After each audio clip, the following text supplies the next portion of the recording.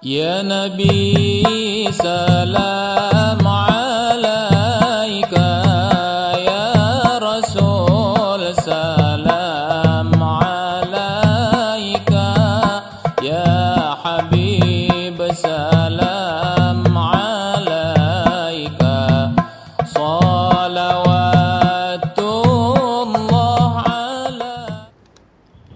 Bismillahirrahmanirrahim. Assalamualaikum warahmatullahi wabarakatuh.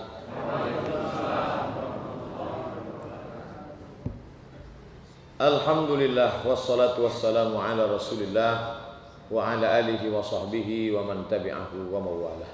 Bapak-bapak, ibu-ibu, alim ulama, cerdik pandai, tokoh masyarakat, hadirin hadirat yang besar tak dihimbau gelar, yang kecil tak dapat disebut nama, insyaallah kita semua dimuliakan Allah Subhanahu wa taala. Amin ya rabbal alamin. Sahabat Nabi itu kata Imam Abu Zur'ah jumlahnya 114.000 orang. Itu semua sahabat Nabi. Dari mulai Abu Bakar, Umar, Utsman, Ali, Talhah, Zubair, Aisyah, Abdurrahman bin Auf, Abdullah bin Abbas, Abdullah bin Mas'ud, Abdullah bin Umar, Abdullah bin Amr bin As. Itu semuanya 114.000. Setelah Nabi SAW meninggal, tersebarlah sahabat ini ke seluruh penjuru dunia. Jadi mereka tidak hanya duduk di taman Raudhah, sholat sunat, berzikir, menunggu mati, tidak. Mereka tersebar. Yang pertama sampai ke Mesir itu diutus oleh Nabi waktu Nabi masih hidup, namanya Hatib bin Abi Balta'ah. Saya naik kapal laut ke Mesir 2 hari 2 malam. Naik bis 7 jam dari Kairo ke terusan Suez. Dari Suez menyeberang Laut Merah ke Jeddah 2 hari 2 malam. Bayangkan waktu itu Hatib bin Abi Balta'ah masih rata syahrin, 1 bulan naik onta, menyeberang Laut Merah naik perahu layar. Belum ada speedboat Indomal, Dumai, Melaka. Jadi perjuangan mereka itu luar biasa. Lalu kemudian pada masa pemerintahan Umar ibn al-Khattab, diutuslah seorang laki-laki bernama Amr ibn al-As menjadi gubernur di Fustat. Nama daerahnya Fustat, berubah tempat itu menjadi Al-Qahirah. Bahasa Arabnya Al-Qahirah. Orang barat menyebut Kairo. Tak bisa dia menyebut Qa karena banyak lemak babi di leher. Al-Qahirah, Kairo, welcome to the Kairo. Lalu kemudian sahabat Nabi sampai sesudah Kairo, di samping Mesir, Libya, dari Libya Tunisia, dari Tunisia Aljazair, dari Aljazair ke Maroko yang disebut dengan Maghrib karena diambil dari kata ghurub, tempat tenggelamnya matahari. Memang kalau kita tegak di tepi Maghrib Maroko itu sore-sore, macam nampak matahari itu ditelan oleh laut Samudra Atlantik. Maka disebut dia dengan ghurub. Amerika belum lagi ditemukan karena Christopher Columbus belum sesat ke Amerika. Christopher Columbus aslinya mau ke India, tiba-tiba salah belok atau belok ke Amerika. Maka dikatakan dialah yang menemukan benua Amerika karena kekeliruan dan kesalahan. Nah, sahabat Nabi yang sampai ke Maghrib ini namanya Uqbah ibnu Nafi'. Sudah sampai ke negeri itu. Saya naik pesawat dari ibu kota Maroko, Casablanca, sampai ke Jeddah 6 jam. Harga tiket 3.000 dirham. Kok ingat Ustaz? Ngutang saya. Itulah hebatnya. Lalu kemudian sahabat Nabi itu sudah ada yang sampai ke sebuah tempat bernama Azerbaijan, yaitu sahabat Nabi bernama Hudzaifah ibnul Yaman. Jadi kalau Makkah di tengah, atas itu negeri Syam, Suriah, Lebanon, Yordania, Palestina. Makkah di tengah, bawahnya Yaman. Makkah di tengah, sebelah kanannya Irak. Makkah di tengah, sebelah kiri agak naik ke atas Mesir, terus Maghrib. Sedangkan Azerbaijan ke kanan terus ke atas. Azerbaijan. bersempadan dengan Bahrul Qazwain. Bahru artinya laut, Qazwain tulisan Latinnya Caspian, Caspian Sea, Teluk Kaspia, berbatasan dengan Rusia. Dan Azerbaijan pernah dikuasai oleh Rusia pada masa pemerintahan Gorbachev. Tumbang Gorbachev, naiklah Boris Yeltsin, lalu kemudian dilanjutkan oleh Putin, laknatullah alaihim ajma'in. Uzbekistan, Tajikistan, Kyrgyzstan, Kazakhstan, Afghanistan, kesananya lagi Azerbaijan. Itu sahabat Nabi sudah sampai ke sana. Namanya Hudzaifah ibnul Yaman pada masa pemerintahan Utsman ibnu Affan. Jadi orang Islam ini adalah makhluk-makhluk yang explorer, petualang. Yang bayangkan setelah Nabi meninggal, mereka asik labbaik Allahumma labbaik, labbaik la syarika lak labbaik, tawaf, sa'i, tahallul, tawaf, sa'i, tahallul, tawaf, sa'i, tahallul, mati. Mereka berjalan di atas muka bumi ini. Siru fil ard, berjalan kalian di atas muka bumi. Fanzuru kaifa kana aqibatul mukadzibin. Tengok bagaimana efek yang diterima orang-orang yang mendustakan Allah Subhanahu wa taala. Idza qudiyatis shalah, kalau engkau sudah selesai salat, fantashiru fil ard, bertebaran di atas muka bumi Allah. Wabtaghu min fadlillah, cari karunia Allah. Tolong ekonya direndahkan sedikit. Eko ni untuk nyanyi dangdut biasanya. Kalau untuk ceramah tak pakai eko. Nah, kemana sampai tadi? Saya dangdut hilang. Lalu kemudian ada pembantu pelayan, orang yang biasa mengambilkan air wudhu Nabi, biasa dekat dengan Nabi, namanya Anas ibnu Malik. Anas bin Malik sesudah Nabi meninggal, dia pun pindah dari Madinah dan dia tinggal di sebuah kota bernama Basrah. Bim ba sad ra ta, Basrah. Sampai ke Riau menjadi Basrah. Basrah. Makanya di tempat bernama Iraq, kalau Iran pakai alif, Iran. Kalau Iraq pakai ain, Iraq. Makanya di Ka'bah itu ada rukun Iraqi. Ini Hajar Aswad, ini rukun Yamani, ini rukun Syami, ini rukun Iraqi. Kenapa disebut Iraqi? Karena mengarah ke Irak. Kenapa disebut Syami? Karena mengarah ke negeri Syam. Kenapa disebut Yamani? Karena mengarah ke negeri Yaman. Sedangkan ini Hajar Aswad karena ada di situ batu Hajar Aswad. Nah, maka di Irak ini ada sebuah kota bernama Basrah. Di sanalah tinggal sahabat Nabi namanya Anas ibnu Malik radhiyallahu anhu. Dan dia punya murid di sana. Orang-orang yang berjumpa dengan sahabat Nabi ini namanya tabi'in. Kalau satu orang tabi', kalau banyak tabi'un, tabi'in. Orang yang berjumpa dengan Nabi namanya sahabat. Syaratnya 3. Menengok Nabi, beriman kepada Nabi, meninggal dalam keadaan muslim. Itu sahabat. Berjumpa dengan Nabi tapi tak beriman, dia tak disebut sahabat. Siapa contohnya? Abu Lahab.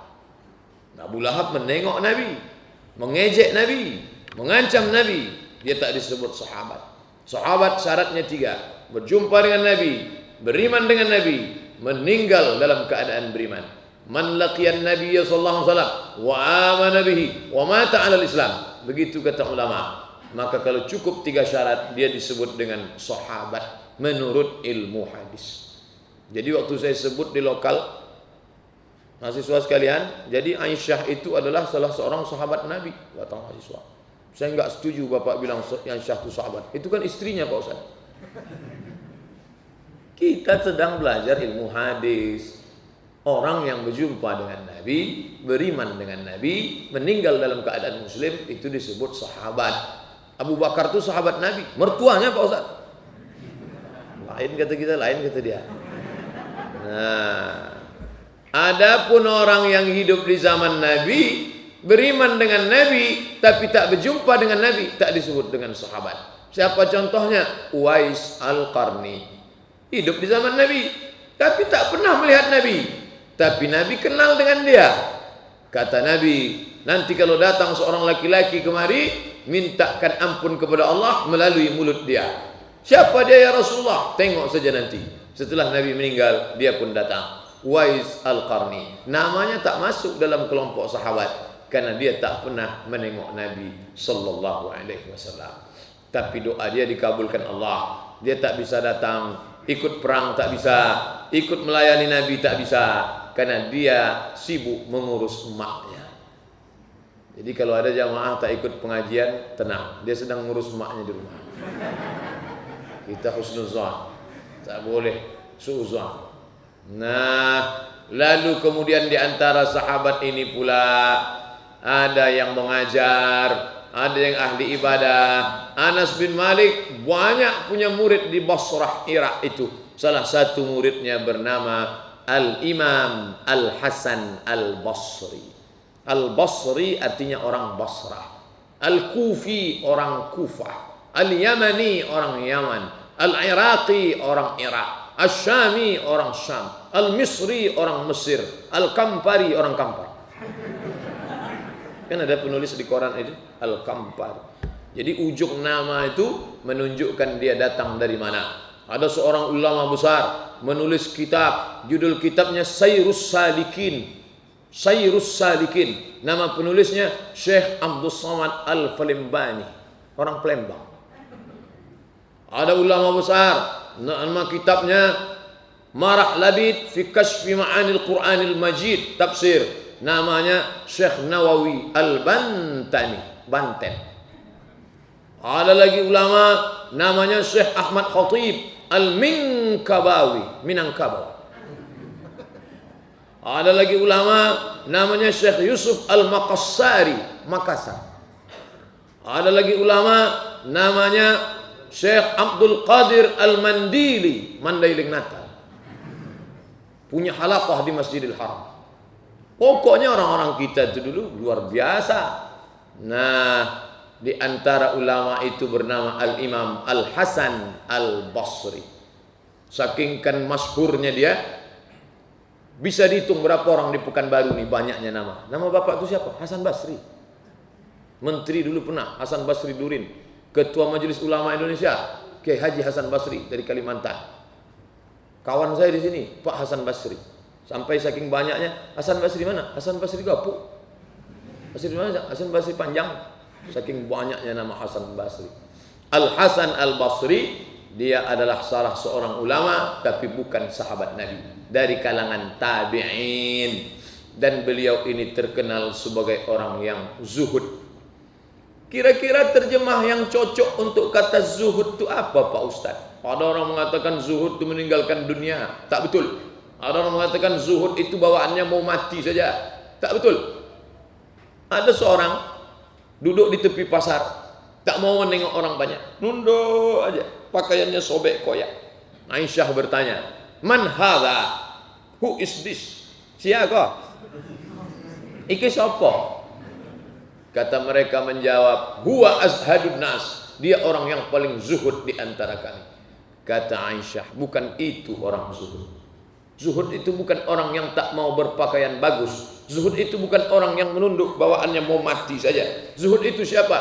Kana Umar ibnul Khattab azhadan nas. Umar bin Khattab orang yang paling zuhud. Idza takallama asma'. Kalau dia bicara suaranya lantang. Wa idza masya asra'. Kalau dia berjalan langkahnya cepat. Wa idza daraba aujad. Dan kalau memukul pukulannya keras. Itu orang yang zuhud. Jadi kata yang tepat untuk zuhud itu kira-kira apa? Orang yang hidup bersahaja. Miskin tidak, tapi norak kali pun tak pula. Jadi bersahaja saja. Bapak itu miskin? Tak. Banyak rumah kos-kosannya itu. 100 pintu setahu saya. Hebat tuh pintunya aja. Ini bersahaja dia.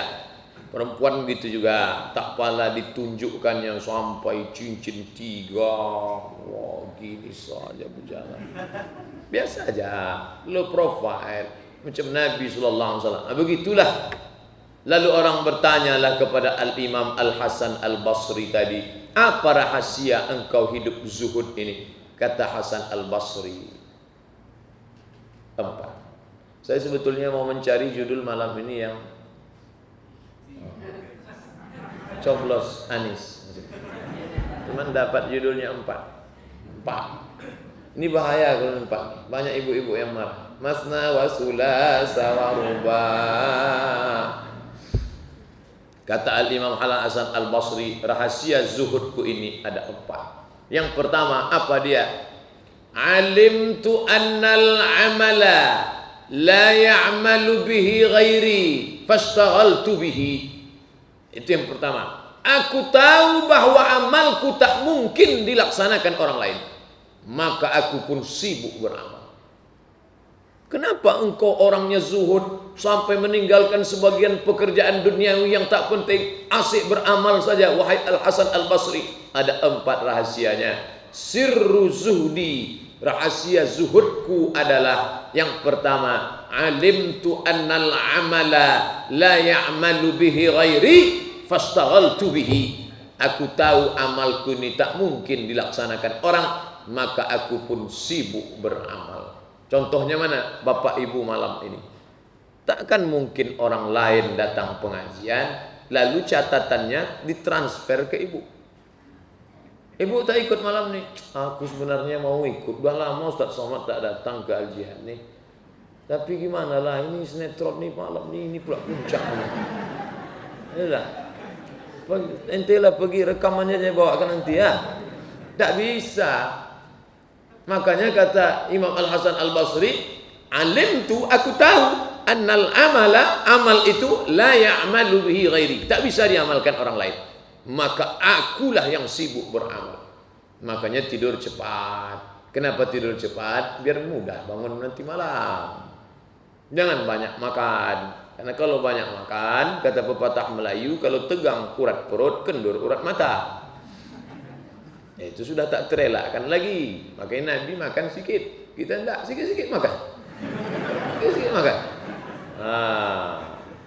Oleh sebab itu, karena kita sudah tahu mau beramal, maka siapkanlah. Tadi beramal, Ustadz ngomong-ngomong sholat maghribnya di mana? Di Jalan Delima, sebelah kiri sebelum belok Jalan Lobak. Masbuk 1 rakaat. Terlambat, macet total di jalan. Lebih ramai Subrantas itu dari Sudirman sekarang.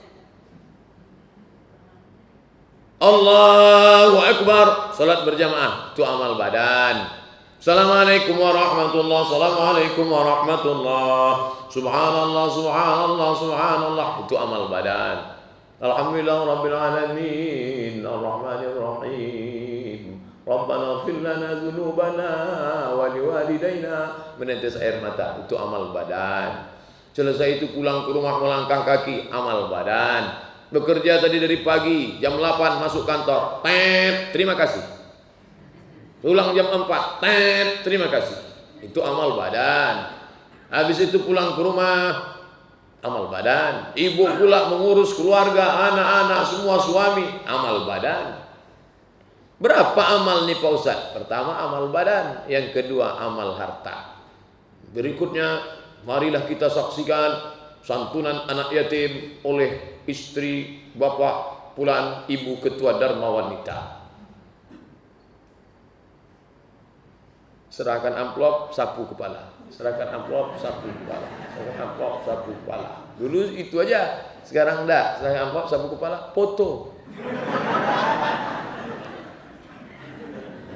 Untuk syiar. Sudahkah Anda menyantuni anak yatim? Bagus. Marilah kita menyantuni anak yatim. Bagus. Aku dan orang yang menyantuni anak yatim seperti ini di dalam surga. Bagus. Tapi ketika kita tunjukkan, alhamdulillah sudah 10 anak yatim hari ini. Kamu berapa? Hati-hati. Sikit saja bedanya antara syiar dengan riya. Oleh sebab itu maka ini amal harta, zakat, wakaf, infak, sedekah, wasiat, hibah, ini semua amal harta. Ustaz Somad, itu ruko saya yang satu itu semua hasilnya tidak lagi saya ambil. Lalu untuk siapa Bu? Untuk biaya operasional MDA. Berapa harga ruko itu? 700 juta. Tapi jangan dijual, jangan digadaikan, jangan diwariskan, jangan diwasiatkan. Untuk apa? Untuk selama langit di atas, bumi di bawah. Biaya sewanya 1 tahun 75 juta untuk biaya operasional MDA. Akhirnya MDA yang macam kerakap tumbuh di batu, hidup segan mati tak mau. Kursi yang goyang-goyang ganti kursi baru. Semangatlah kehidupan anak-anak sekolah belajar. Semalam saya ke Minas, saya tengok ruangan gelap, kursi-kursi hampir lapuk patah. Saya tanya, ada lagi anak-anak belajar? Ada Pak. Kapan? Sore. Pagi saya ceramah, tak ada. Ini penting, ini amal harta.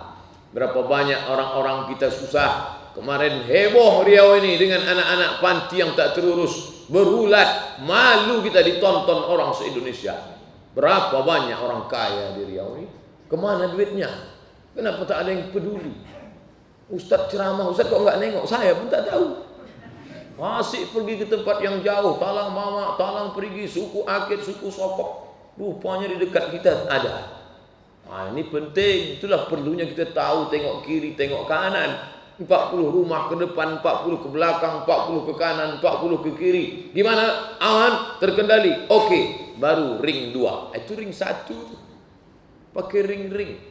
Nah, amal badan sudah, amal harta sudah, amal apa lagi? Amal hati. Badannya tak bergerak, matanya tak menangis, duitnya tak keluar, tapi hatinya senantiasa. Subhanallah. Mungkin dia sedang melayani orang banyak. Ibu KTP-nya udah selesai? Belum. Pas fotonya tolong ya. Iya, tapi hatinya terus tak berhenti. Sebaliknya pula ada tangannya bergerak, tapi hatinya tak ada ingat Allah. Tangan aja bergerak. Sekali potik 5. Ini tak betul. Ngejek-ejek Allah Subhanahu wa taala. Oleh sebab itu maka kita ni tak boleh kosong daripada 3. Amal badan, amal harta, amal hati. Masuk ke dalam masjid, langkah kaki kanan, Allahumma aftah li abwaaba rahmatik. Amal mulut, amal lidah, amal kaki, amal badan. Duduk khusyuk zikir. Larut di dalam khusyuk mendengarkan khutbah. Sampai berbunyi saking larutnya. Lewatlah kotak di depan, amal harta keluar. Hartanya dapat, hatinya dapat, badannya dapat. Tak boleh kosong. Alhamdulillah Ustaz, dari subuh tadi sampai malam ini kami 3-3-nya sudah. Amal badan sudah, amal harta sudah, amal hati sudah. Alhamdulillah. Satu pun tidak. Na'udzubillah. Maka kita senantiasa bersahaja. Mana yang ringan? Tak ada yang ringan. Mana yang berat? Tak ada yang berat. Tergantung cinta kepada Allah Subhanahu. Karena kalau sudah cinta mengisi hati, tak pernah amal hati itu kosong. Datanglah si Qais, namanya Qais, tergila-gila kepada si Laila. Sampai gila dia. Maka disebut dia dengan Laila Majnun. Tergila-gila dengan si Laila. Lalu kemudian betul-betul gila dia, dibawa bapaknya lah menangis di samping Ka'bah. Kata ayahnya, ya Allah, anakku si Qais ini sudah tergila-gila sama Laila. Sehatkanlah dia ya Allah. Termasuk salah satu orang yang sembuh di samping Ka'bah adalah Qais. Begitu kata Syekh Muhammad Mutawalli Asy-Sya'rawi dalam bukunya yang bercerita tentang keajaiban Ka'bah dan Makkah Al-Mukarramah. Setelah si Qais sehat, maka datanglah orang bertanya kepada si Qais. Apa kata dia? Ya Qais, ya, ad-dunya turidu, alayla turidu amid dunya wa ma fi tawayaha. Kalau kau disuruh pilih, mau pilih Laila atau pilih dunia? Qais pilih. Pilih dunia apa pilih Laila? Apa kata Qais? La ghubarun ni'aliha ahabbu ilayya wa ashfa li balwaha. Debu yang menempel di sandal Laila lebih kucintai daripada dunia dan seisinya. So sweet. Luar biasa cinta itu. Syair dari si Qais itu selalu dijadikan ulama sebagai dalil untuk membandingkan kalau cinta kepada manusia saja begitu dahsyatnya kalau sudah masuk ke dalam hati, apalagi cinta kepada Allah. Debu menempel di sandal si Laila lebih kucintai daripada dunia dan seisinya. Apa yang kau pandang tadi? Ujung jilbabnya, Ustaz. La ilaha illallah. Macam tak ada yang lain. Begitulah cinta kalau sudah masuk. Makanya dalam Quran dikatakan walladzina amanu, orang yang beriman itu asyaddu hubban lillah, cintanya lebih hebat kepada Allah Subhanahu wa taala. Jadi kalau amal badan tak bisa, amal duit tak bisa, amal hati. Kami ni Pak Ustadz, di mana keadilan Allah Pak Ustadz? Mau baca Quran tak bisa, mau sholat tak bisa, mau masuk masjid tak bisa, mau sedekah duit tak ada. Suami kami yang pegang semuanya.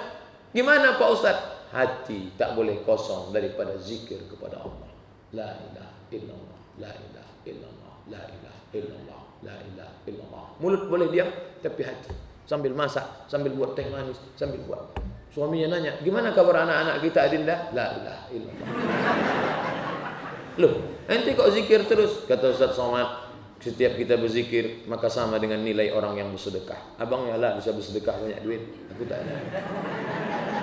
Itu cara menyindirnya. Nah, jangan sampai kosong daripada yang tiga. Likulli sulama minkum sadaqah. Setiap tulang-tulang sendi tak boleh ada kosong dari sedekah. Sulama tulang sendi. Tulang sendi semua bersedekah. Tulang sendi, tulang belakang gimana sedekahnya? Allahu akbar. Sami Allahu liman hamidah. Tulang sendi kaki bagaimana sedekahnya? Ditekuk dia. At-tahiyatul barakatuh. Tulang telunjuk, at-tahiyatul barakatuh, ditekuk. Semua ada. Mengangkatkan barang orang ke atas kepala, menurunkan, semuanya bernilai sedekah. Menolong orang, may yassara an mu'sirin, siapa yang memudahkan orang dalam kesulitan, yassarallahu anhu yaumal qiyamah, Allah akan memudahkannya pada hari kiamat. Semua bernilai sedekah, sedekah, sedekah. Hebatnya orang Islam, sampai-sampai tatapan matanya menengok Ka'bah bernilai sedekah. Tatapan matanya memandang ulama bernilai sedekah. Tatapan matanya melihat Al-Quran bernilai sedekah. Sampai-sampai ainani, ada dua biji mata, la tamassuhumun nar, tak akan disentuh api neraka. Ainun bakat min khasyiatillah. Ainun artinya mata. Nama anaknya siapa? Ainun. Anak nomor 2 Habibi. Bakat min khasyiatillah, menetes air matanya. Kenapa? Khasyiatillah, takut kepada Allah Subhanahu wa taala. Kata Al-Imam Al-Hasan Al-Basri, alimtu annal amala, aku tahu amal ini la ya'malu hu ghairi, tak mungkin dilakukan orang lain, maka aku pun berusaha. Yang muda beramallah, yang tua jangan putus asa. Tak bisa solat tegak, solat duduk. Nabi pun solat sunat ketika sudah tua duduk, kata Aisyah radhiyallahu anha. Tak bisa duduk, berbalik. Pokoknya tak ada alasan untuk tidak beramal. Ambil tasbih, bertasbih. Wasabbihu bukratan wa asila wa ashiya, bertasbihlah di waktu pagi dan petang. Subhanallah wa bihamdihi subhanallahil azim. Istighfar, astaghfirullahaladzim alladzi la ilaha illa wal hayyul qayyum wa atubu ilaih. Jangan luput daripada satu amal pun. Ini alasan dia yang pertama. Lalu yang kedua, wahai Imam Al-Hasan Al-Basri, apa yang membuat engkau zuhud beramal banyak ini?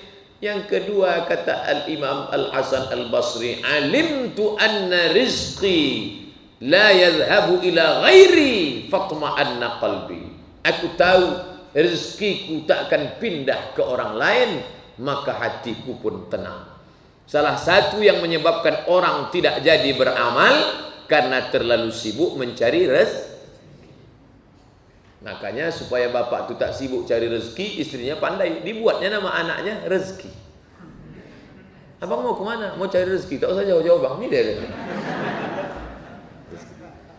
Kata Al-Imam Al-Hasan Al-Basri, alimtu, aku tahu, anna rizqiku la yadhhabu ila ghairi. Dalam riwayat lain, la ya'khudhuhu ghairi. Aku tahu rezekiku takkan diambil orang. Fatma'anna qalbi, lalu hatiku tenang. Ini rezeki saya. Satu air putih, satu air manis. Tidak akan diambil orang. Tapi dengan syarat saya berusaha menjaganya. Kalau tak saya jaga, habis juga ini. Alim tu aku tahu bahwa rezekiku ini memang untuk aku. Pede kan Ustaz? Pede betul Ustaz? Iya, biasanya asal dari atas ini punya saya.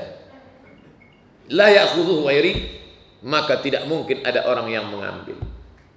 Maka orang-orang yang sampai tak solat subuh, tak solat maghrib, tak solat isya gara-gara mengejar rezeki, tunggang langgang, lintang pukang, jungkir balik, tak juga dapat. Solat tak dapat, ibadah tak dapat, duit tak dapat. Orang tua-tua kita dulu berangkat ke sawah kapan? Selesai solat subuh. Solat subuh berjamaah, habis itu zikir, pulang ke rumah, minum teh manis, duduk, sarapan, berangkat, dibawanya sapi, membajak sawah. Habis itu suara azan, pergi dia ke surau dekat sawah, solat zuhur. Habis itu dia mandi bersih, dia tanam lagi. Menjelang asar dia pulang. Dia sempat duduk sama anak istrinya, keluarga cepat dia perhatikan, sempat bermasyarakat dengan lingkungan tetangga, solatnya tak tinggal. Orang sekarang di Jakarta, di Singapura, di Kuala Lumpur, berangkat jam 4 subuh. Solat subuh tinggal. Pulang jam 8 malam. Macet total, isya tak dapat, rezeki tak dapat, mati cepat. Betapa hidup yang singkat tak bermakna sama sekali. Makanya orang dulu tuh barokah, hidupnya nikmat, anak-anaknya jadi orang. Ya sekarang memang anaknya tak orang, dua, satu jadi hantu, satu jadi setan. Oleh sebab itu maka selalu kita minta wa barakatan fir rizqi. Tapi jangan gara-gara kita kaji malam ini, besok pagi tak ada yang berangkat ke kantor. Memang tak berangkat lah Pak, besok kan tanggal merah. Oh iya juga. Maksud saya tetaplah buka toko rukonya, tetaplah berdagang berjualan. Yang jual lewat online tetap semangat, spirit. Kenapa? Karena rezeki itu tidak akan diambil orang, tapi aku pun tetap berusaha mencarinya. Pasang pancingnya. Masalah ikan apa yang akan datang itu urusan Allah. Ente udah pasang, saya tak maulah pasang. Kenapa? Nengok dari gayanya nampaknya pantau aja. Ente tahu dari mana? Pasang aja. Nah salah ikannya apa datang itu urusan Allah Subhanahu Wa Taala. Ente cari saja, airnya aku yang ngurus kata Allah. Makanya Hajar naik ke Bukit Safa, tak ada air. Naik ke atas Bukit Marwah, tak ada air. Tengok ke atas, tak ada mendung. Tapi Allah berkehendak lain. Kaki itu bukan dari kakimu wahai Hajar, tapi air itu datang dari tumit anak yang belum pandai berjalan. Tumit siapa? Ismail. Zam-zam. Berkumpullah wahai air. Akhirnya air itu berkumpul 3.800 tahun yang lalu sampai hari ini tak kering. Bapak ibu semua sudah meminumnya, baik yang asli maupun yang palsu. Banyak juga zam-zam palsu beredar. Ibu yang dimuliakan Allah Subhanahu Wa Taala. Jadi masalah rezeki ini kuatkanlah keyakinan, tanamkan ke anak-anak kita. Anakku, kau berusaha, kau berikhtiar, kau berusaha, kau bekerja. Setelah itu kau serahkan tawakal Allah. Kalau dia banyak, kau jangan sombong. Itu titipan Allah. Kalau tak ada, kau jangan sedih. Mungkin diganti Allah di tempat yang lain. Kau belum sampai makomnya. Sama macam anak kecil minta pisau. Nanti kalau merengek-rengek, kasih lama. Nanti kalau aku kasih, tanganmu luka. Kau belum layak megang ini. Nanti kalau sampai masanya, aku berikan untuk engkau. Husnuzan kepada Allah Subhanahu Wa Taala. Sekarang orang sibuk mencari rezeki dengan berbagai macam jurus. Ada namanya jurus gayung, cedok sana, cedok. Ada namanya jurus tupai, lumpek siko. Ada namanya jurus babi ngepet, seruduk. Macam-macam jurus dipakai. Padahal kata Al-Imam Al-Hasan Al-Basri, alimtu, aku tahu, rezekiku tak akan diambil oleh orang lain, maka hatiku pun menjadi tenang. Bahasa Melayunya apa? Rezeki musang tak akan lari ke harimau. Kalaulah rezeki musang lari ke harimau, kira-kira apa yang terjadi? Tak akan ada musang di dunia ini. Kelaparan semua. Pernah tak Bapak Ibu baca di koran 3.000 musang kelaparan karena sudah rezekinya dimakan harimau? Yang bertaring siapa? Harimau. Yang kuat gelegar suaranya siapa? Harimau. Yang besar tubuhnya siapa? Harimau. Tapi kenapa musang tetap dapat rezeki? Rezeki musang takkan lari ke mulut harimau. Maka musang santai aja. Kalau tak memang rezeki takkan lari kemana, kata musang. Akhirnya dapat juga. Yang bahaya itu musang berbulu ayam. Nah, tapi ini perlu tapi. Karena kalau tak saya jelaskan tapinya ini, nanti orang menjadi apatis, no action. Umat Islam mundur gara-gara berakidah Jabariyah. Tak batil nih, tak betul. Umat Islam tetap berusaha. Idza qudiyatis shalah, kalau salat sudah dilaksanakan, fantashiru fil ard, bertebaranlah di atas muka bumi. Keluar dari masjid, bacakan Allahumma ftahli abwaaba fadlik. Ya Allah, bukakan untukku pintu rezekimu, karena aku berharap engkau yang membukakannya. Ya Fattah, wahai yang membukakan. Ya Razak, wahai yang memberi rezeki. Ya Dzul Quwwatil Matin, wahai yang memiliki kekuatan. Tidak ada yang dapat memberikan kecuali Dia. Wa ma min dabbatin, semua yang melata di atas muka bumi ini, illa 'ala Allah rizquha, Allah yang menjamin rezekinya. Tidak ada satupun yang tak dijamin oleh Allah Subhanahu wa ta'ala. Makanya Syaqiq Al-Balkhi duduk aja dia di gurun pasir. Namanya Syaqiq Al-Balkhi, duduk di gurun pasir. Tak pernah dia mau mencari rezeki. Sampai akhirnya lewatlah Ibrahim bin Adham. Kata Ibrahim bin Adham, Syaqiq, ya, ente tak cari rezeki? Enggak. Kenapa ente tak cari? Wa ma min dabbatin fil ardi illa 'ala Allahi rizquha. Setiap makhluk di atas muka bumi ini dijamin Allah rezekinya. Ente tak percaya sama ayat itu? Betul juga. Kalau engkau tak percaya, wahai Ibrahim bin Adham, coba tengok ke atas pokok kurma itu. Ada apa di atas? Ada seekor burung yang sayapnya patah. Sejak dia lahir menetas sampai sekarang tak pernah turun dari pokok kayu, tapi badannya bisa besar. Dari mana dia makan? Kita tunggu sebentar lagi. Pas masuk waktu makan siang, datang burung elang membawakan anak ikan. Tengok. Kata Ibrahim bin Adham, hebat engkau Syaqiq Al-Balkhi. Bisa engkau lihat ekor burung yang patah sayap, tetap besar badannya karena dibawakan oleh seekor elang. Tapi engkau lupa membaca hadis ini, wahai Syaqiq. Apa dia? Al-yadul ulya khairum minal yadis sufla. Tangan di atas lebih baik daripada tangan di bawah. Ada 2 ekor burung, yang satu patah sayapnya menunggu makanan, yang satu burung elang gagah perkasa membawakan ikan. Kenapa kau pilih menjadi burung yang patah sayap? Kenapa kau tak memilih menjadi elang yang membawakan ikan? Sejak mendengar itu, berdiri Syaqiq Al-Balkhi. Kalau begitu aku ingin menjadi burung elang yang membawakan makanan. Sekarang lebih banyak yang ingin jadi burung patah sayap. Apalagi menjelang tanggal 19 di Jakarta, banyak yang patah sayap menunggu bantuan dari Ahok. Tidak bisa, orang harus berusaha. Kenapa? Karena dia harus dijolok, baru dia gugur ke bawah. Makanya kata Allah kepada Maryam, wa huzzi ilaiki bi jiz'in nakhlati. Hai Maryam, goncangkan pangkal batang pokok kurma itu dengan pundakmu di belakang. Tusaqit alaiki rutaban janiyya, akan gugur buah kurma dari atas. Perempuan baru melahirkan anak, badannya lemas, wahnan ala wahnin, lemah di atas lemah. Macam mana lemahnya Pak Ustaz? Nanti kalau saya ceritakan tak ada yang percaya. Macam tahu aja Ustaz itu kata. Azan. Nanti kita sambung yang 2 lagi setelah salat Isya insyaallah. Terima kasih. Mohon maaf segala kesilapan. Wassalamualaikum warahmatullahi wabarakatuh. Ya Muhaimin ya salam, salimna wal muslimin. Ya Muhaimin ya salam, salimna wal muslimin. بالنبي خير الأنام وبأم المؤمنين بالنبي خير الأنام